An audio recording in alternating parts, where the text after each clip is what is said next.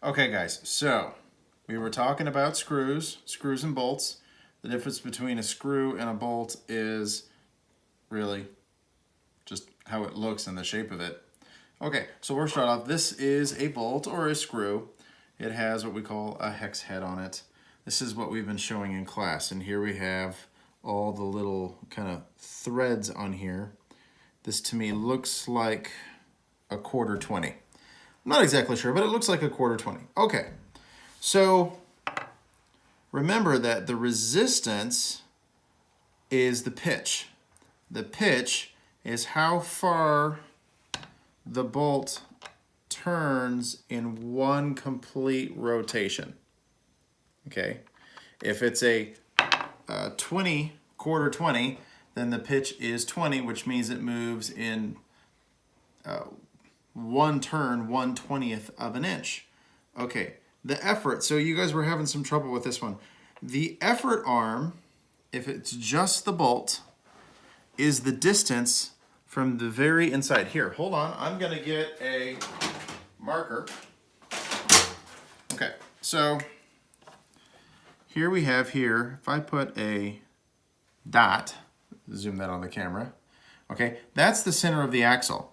Then the distance to the edge here, okay, that would be the radius. That's the effort.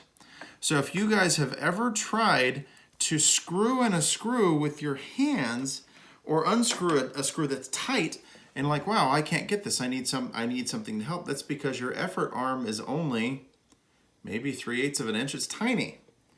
But as soon as I attach, oh, it's falling apart here. Oh, old thing. Oh well. Okay, as soon as I attach this wrench to it, then the effort arm is now as long as this. And this looks like, we'll call this 4.5 inches. Looking for a quick measuring tape. Hey, I have a quick measuring tape. So the effort arm here is, ooh, it was close. We'll call it 5.25 inches. Okay, so in the formula, if this is 5.25 inches, that's not the effort. The effort is the circumference that it makes, this big circle on the outside. That's the effort.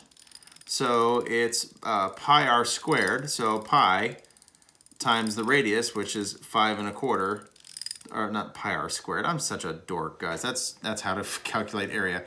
It's 2 pi r. So 2 times pi times the radius, which is 5.25. And I think you guys just intuitively would already know that just trying to spin this with your fingers is going to be hard. Putting this guy on, my small little ratchet, is going to make it easier. Now put this one away. I got my big ratchet set here. This one's going to be even easier. Why? Because I have just increased it from 5.25 to 7. Okay, so my mechanical advantage just went up by 2 inches. Okay, it's going to be even easier with this guy, but it makes a bigger circle. So the wheel and axle, so the wheel on the outside and the axle, the little guy on the inside, well, it just got easier. It gets even crazy easier when I use this guy. But notice how big this circle is. So much bigger than that circle. Okay, this is why screws are so powerful, because you can put a ridiculous amount of mechanical advantage on them. Now we started at 5.25, now we're up to 9. Okay, that's almost double the effort arm and the circle of the outside wheel. Okay, so that's effort arm is the outside circle. The resistance is the pitch, which is the size of the threads. And, well, ideal mechanical advantage is very dear to us, right? The distance of the effort over distance of the resistance.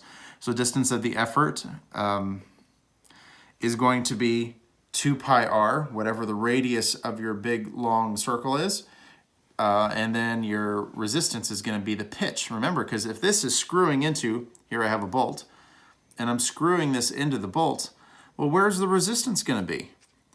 It's resisting the friction in trying to go into the bolt. And if I have this specifically attached to something and I'm trying to pull something together, it's the threads that are taking all the resistance.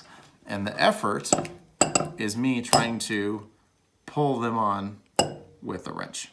Okay, so that is effort and resistance with a 1/4 20 bolt in my wood shop on top of a table saw with my wife with a camera. All right, guys? All right, Quark out.